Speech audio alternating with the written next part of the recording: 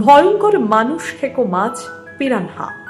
আমরা সকলেই জানি পিরানহা এতটাই ভয়ঙ্কর নাকি যে তাদের কাছে মুহূর্তের মধ্যেই একটা মানুষ কিংবা একটা আস্ত গোটা বলশালী মহিষ পরিণত হয় কয়েক খণ্ড হাড়ে। ফোঁটা রক্তের গন্ধ পেলেই নাকি পিরানহা মাছ দলবদ্ধভাবে আক্রমণ করে শিকারকে।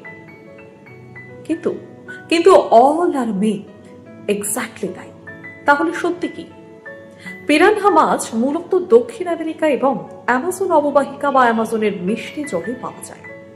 যতগুলো প্রজাতি রয়েছে পিরানহার, তার মধ্যে হাতে গোনা মাত্র কয়েকটা প্রজাতি, দুটো কি তিনটে, তারাই একমাত্র মানুষকে আক্রমণ করে থাকে, যদিও তা অত্যন্ত বিরল ঘটনা। খাবারের অভাবে যখন তারা ক্ষুধার্ত থাকে তখনই খাদ্যের সন্ধানে এই কাজ তারা করে থাকে। বাকি পিরানহার বাকি প্রজাতির মাছেরা সাধারণত গাছপালা, জলের শ্যাওলা, মাছ, বিভিন্ন ধরনের পচা মাংস, পোকামাকড় খেয়ে জীবন ধারণ করে। শুনলে অবাক হবেন, পিরানহা মাছ কিন্তু অনেকেরই শিকার। বড় মাছ, হাঙর এরকম ধরনের প্রাণীরা পিরানহাকে খেয়ে নেয়। পিরানহারা দলবদ্ধভাবে থাকে তাদের সেফটির জন্য, কাউকে আক্রমণ করার জন্য নয়।